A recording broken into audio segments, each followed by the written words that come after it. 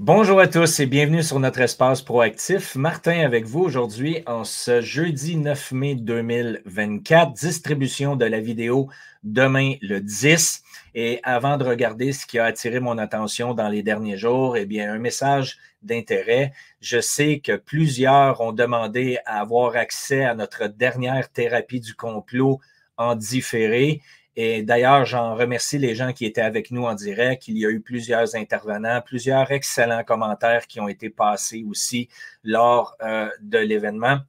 Et pour tous ceux qui veulent l'avoir en différé, eh bien, nous avons créé un compte Patreon tout à fait gratuit, tout simplement dans le but là, de protéger la vie privée des personnes qui ont participé et autres et de ne pas les exposer directement sur des plateformes telles que YouTube. Vous pouvez le comprendre. Alors, dans le descriptif de la vidéo d'aujourd'hui, vous pouvez avoir accès directement au lien qui vous permettra de vous inscrire à notre Patreon. Encore une fois, tout à fait gratuit et vous aurez accès à la première thérapie du complot. Et ne manquez pas la prochaine à venir qui va être une conférence d'impact. Nous sommes en train de préparer et j'annoncerai la date dans les prochains jours. Maintenant, concernant les informations qui ont attiré mon attention, beaucoup d'informations pertinentes en ce qui me concerne, comme toujours, n'est-ce pas? Et si vous appréciez, bien, partagez la vidéo et donnez-nous un like. C'est toujours apprécié. Et bien sûr que je vous ai gardé cette semaine. Je n'ai pas oublié la connerie de la semaine. Ça se passe du côté canadien, hein, alors que le Canada est impliqué dans les conneries à même titre que plusieurs autres pays. J'aurais pu en choisir quelques-unes en Europe aussi, alors qu'on a vu Macron faire des conneries aussi dans le courant des dernières semaines concernant ce qui se passe en Ukraine et autres, alors qu'il a des petits fits où on voit que ses émotions vont dans tous les sens. Je pense que vous avez bien compris le message. Maintenant, donc, on va revenir au contexte économique. C'est ce qui m'intéresse le plus.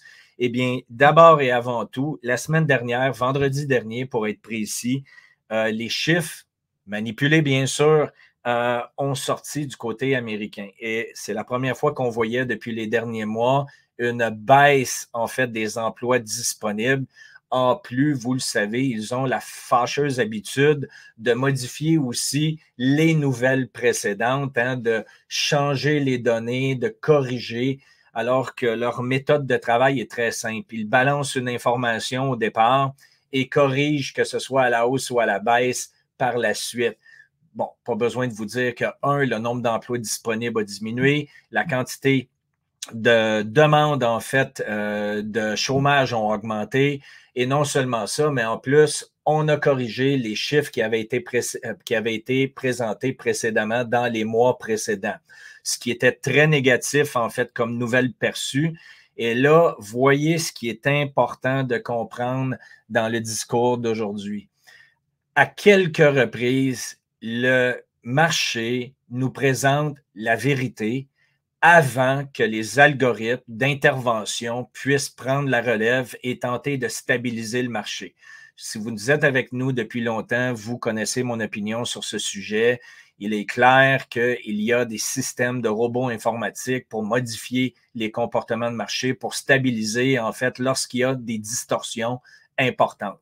Et une de ces distorsions-là, qui pour moi représente la vérité, s'est produite au moment même où la nouvelle concernant les emplois est sortie, donc vendredi dernier, et vous allez voir ensuite l'intervention. Maintenant, il y a un deuxième phénomène qui est important de comprendre et c'est ce qu'on va regarder ensemble. Donc, tout d'abord, si on regarde le dollar index dans le moment de la nouvelle, vous constatez, encore une fois, pour le bénéfice des nouveaux initiés ici, le dollar index représente tout simplement le dollar américain face à un panier de devises différentes, qu'on parle de l'euro, le dollar canadien, la livre sterling en Grande-Bretagne et autres. OK? Et bien entendu que le dollar américain est perçu toujours comme étant la devise fiduciaire de contexte économique au niveau mondial. Donc, lorsque la nouvelle sur les emplois est sortie vendredi dernier, le moment initial de la sortie de nouvelle a poussé une forte descente du dollar versus les autres devises dans le marché. Et bien sûr que dans l'heure qui a suivi, vous voyez maintenant clairement les algorithmes qui ont tenté de revenir stabiliser le prix avant la nouvelle. OK? Mais encore une fois, sur le coup de l'émotion, de la nouvelle, la première chose qui s'est produite, on a eu une correction sévère du dollar index à la baisse. Dans exactement le même moment, lorsqu'on regarde ce qui s'est produit du côté de l'or, eh bien, vous constatez qu'il y a eu une forte augmentation du prix de l'or qui a suivi la nouvelle. Immédiatement, dans les minutes qui ont suivi, on a poussé fortement à la baisse et finalement, les algorithmes ont restabilisé tout simplement le prix pratiquement comme vous constatez où nous étions avant que la nouvelle soit complétée. Et j'aimerais aussi vous rappeler que tout ça s'est produit un vendredi avant le week-end et la fermeture de marché. Vous avez tout compris. Donc, encore une fois, ce qui est important de constater, c'est que la vérité éclate. On sait très bien que dans l'analyse de la Banque centrale américaine, l'emploi est une des informations pertinentes qui est suivies pour déterminer s'ils vont augmenter les taux d'intérêt ou les diminuer. Et bien sûr que ça l'a fait réagir, comme vous le constatez, les principaux actifs, ce qu'on appelle les valeurs refuges. Donc, vous avez un moment ici assez pertinent en ce qui me concerne. Et regardez ce qui s'est produit du côté de l'argent aussi. Donc, on a eu une forte poussée haussière sur la nouvelle et vous avez eu dans les heures qui ont suivi une correction importante pour finalement venir se restabiliser dans les eaux de où le prix du marché était avant la nouvelle. Donc, vous voyez clairement que le mouvement de l'argent, le mouvement de l'or et du dollar index étaient correliés en fait sur ce mouvement-là. Et j'aurais pu aussi là, en profiter pour vous présenter le mouvement sur Bitcoin. Bitcoin qui a fait un mouvement relativement similaire dans la même période. Maintenant, il y a deux choses à constater. Premièrement, il faut comprendre ici que l'argent, particulièrement, a une valeur au niveau industriel plus élevée que l'or. On en a discuté à plusieurs reprises sur notre chaîne ici. Eh bien là, on est en mesure aussi de constater que l'argent bouge drastiquement au même titre que l'or et l'or qui est perçu particulièrement comme une valeur refuge lorsqu'il y a de l'inflation et des problèmes de crise économique, bien là, vous constatez que l'argent est en train aussi d'être perçu comme étant une valeur monétaire alors que depuis les derniers mois, les dernières années, tout ça était particulièrement perçu comme étant une valeur industrielle. Okay? Donc là, on voit clairement que les mouvements sont très similaires dans les corrections. Si vous constatez du côté de l'or, du côté de l'argent, vous voyez clairement que la perception de marché est identique concernant la valeur refuge et l'actif monétaire qu'on connaît depuis plus de 5000 ans. Okay? Maintenant, aujourd'hui, on regarde le ratio or-argent. Pour tous ceux qui nous suivent depuis les derniers mois, vous le savez, j'ai fait un suivi serré en fait de ce graphique-là ici. J'ai fait un suivi serré du prix de l'argent actuellement et regardez ce qui s'est produit encore une fois depuis les 2 dernières semaines. Nous sommes revenus tester le sommet précédent dans le mouvement baissier et on a eu une accélération qui est en train de se déterminer. Et là, je vous dirais que demain et le début de la semaine prochaine vont être critiques, à savoir si nous avons la force nécessaire pour défoncer la porte du château. La porte du château étant l'analogie que je vous ai déjà présentée à plusieurs reprises. Je vous invite, si ce n'est pas déjà fait, de retourner voir les vidéos précédentes qui vont vous permettre de bien voir ici justement ce que j'avais annoncé au préalable. On n'a pas eu la force nécessaire, malgré une forte augmentation de volume de transactions, pour défoncer les planchers qui sont des résistances importantes ici sur du très long terme. Et si on n'a pas la force pour défoncer la porte du château, on doit se replier, apporter des forces fraîches, prendre une grande respiration, rallier les forces qui ont encore de l'énergie pour pouvoir ensuite reprendre le mouvement à nouveau pour aller tenter de défoncer la porte. Donc, actuellement, si on se fie à l'analogie de trading que je cherche à vous démontrer aujourd'hui, ce que nous sommes en train de voir, c'est que là, on a pris de l'accélération, on est en route vers la porte du château pour la défoncer. On n'est pas encore à la porte actuellement Et pour être capable de défoncer cette porte-là, on a besoin d'augmenter notre engagement. L'engagement est perçu dans le volume de transactions. Donc, on doit avoir une augmentation des volumes de transactions pour confirmer la défense de la porte qui aura potentiellement lieu. Si ce n'est pas demain, ça sera en début de semaine prochaine. Sinon, on va frapper la porte du château. Par manque d'engagement, il y aura un repli haussier, encore une fois, jusqu'à temps que nous ayons l'occasion de défoncer en bonne et due forme le ratio. Et comprenez bien, là, pour ceux qui ne comprennent pas ce que j'explique en ce moment, que l'objectif, c'est de diminuer le ratio entre le prix de l'or et le prix de l'argent, alors que nous sommes actuellement dans un ratio d'environ 82-83 pour 1. On doit descendre beaucoup plus bas.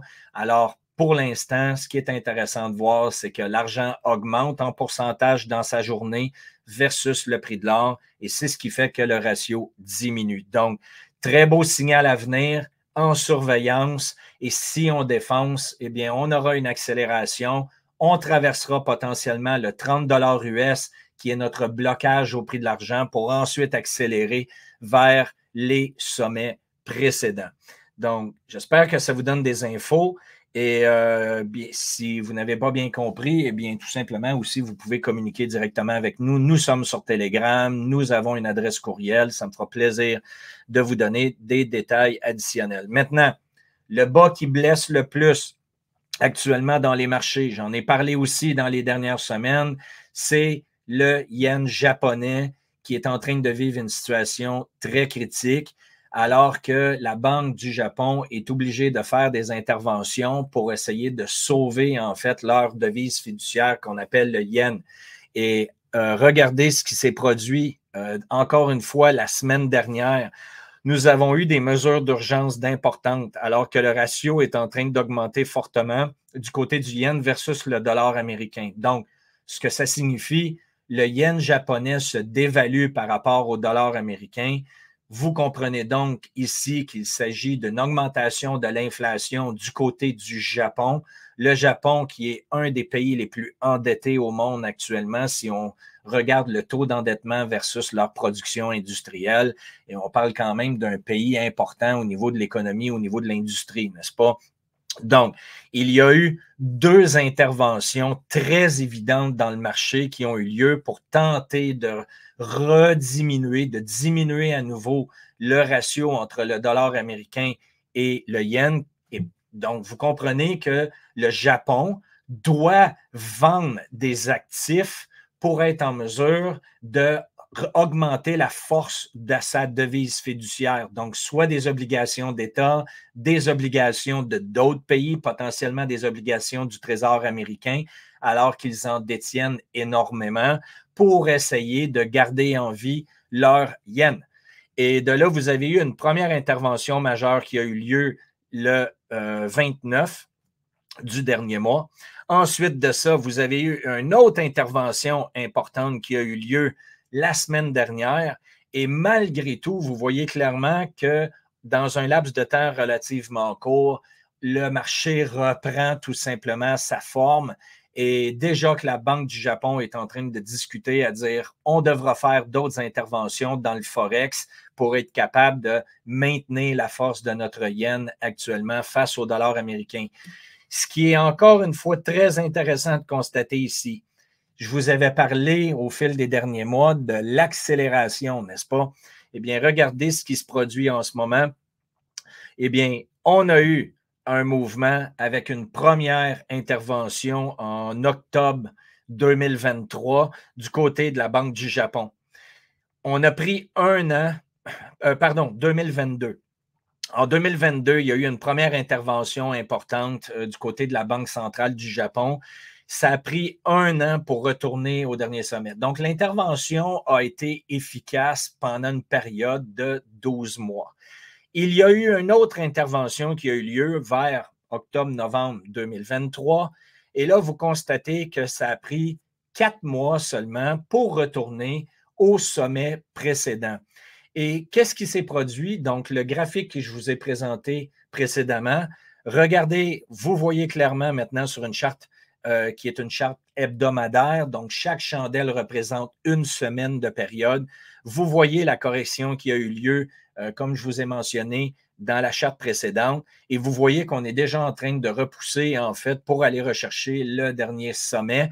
Donc, tout ça va probablement se dérouler dans un laps de temps qui va être potentiellement 2 semaines au lieu de 4 mois, au lieu de 1 an. Donc, les interventions deviennent de plus en plus importantes, en fait, de quantité de devises nécessaires pour contrer, en fait, le mouvement. Mais en fait, on en a besoin de plus en plus alors que le marché continue sa direction dans un laps de temps de plus en plus court. Donc, j'espère que vous voyez clairement qu'on arrive dans une situation réellement critique pour le yen japonais. Et étant, si ma mémoire est bonne, la 3e ou la 4e économie d'importance dans le monde aujourd'hui, ben, comprenez bien qu'on ne parle pas d'un pays du tiers-monde qui est en train de faire défaut sur sa devise. Pendant ce temps, eh bien, Petit Train continue son chemin. Bitcoin qui nous offre actuellement une consolidation dans les eaux d'environ 62 000 US, un petit peu plus là, du côté de l'euro. Et vous constatez les retours actuellement. Donc, 2024 jusqu'à maintenant, on est à 39 157 en 2023. Vous avez les chiffres et normalement, dans les années précédentes, vous voyez que nous avons eu des années en négatif. Ça se produit généralement environ 2 ans avant le halving qui vient de se produire en avril dernier. Donc, on peut s'attendre à avoir une forte poussée haussière du côté de Bitcoin aussi d'ici la fin de l'année, voire continuer le mouvement haussier en 2025. Ça va être intéressant de voir comment Bitcoin va se comporter face aux fluctuations haussières et baissières et l'augmentation de la volatilité dans les marchés boursiers, alors que là, on se prépare à avoir des mouvements sévères qui sont démontrés du côté de l'augmentation du prix de l'or, de l'augmentation de l'argent et de plusieurs autres actifs considérés comme étant des valeurs refuges. Donc, un moment intéressant du côté de Bitcoin aussi cette année. Maintenant, côté connerie de la semaine, le Canada qui se démarque encore une fois, alors que la police de Toronto a décidé de peinturer, en fait, de marquer des véhicules de police à la saveur de SLGBTQ+.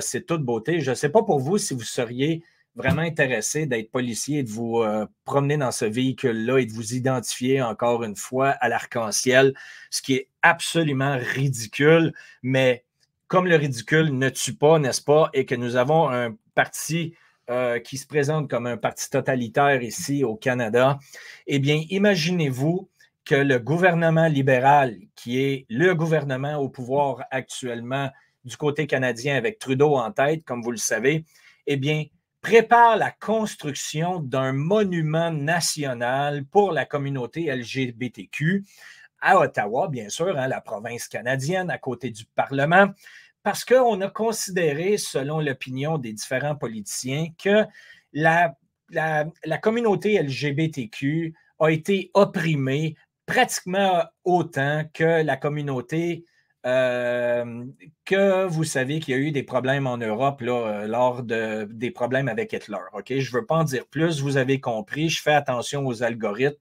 mais vous avez bien compris qu'on a fait une analogie absolument stupide entre le holocaustial que nous avons potentiellement vu dans le précédent au niveau historique et l'oppression de la communauté LGBTQ. Donc, ça mérite un monument national à Ottawa. J'ai bien hâte de voir combien de temps ça va prendre avant qu'il y ait des graffitis sur le fameux monument qui est en production en ce moment, en fabrication, et qui sera évidemment annoncé en bonne et due forme et présenté physiquement en 2025.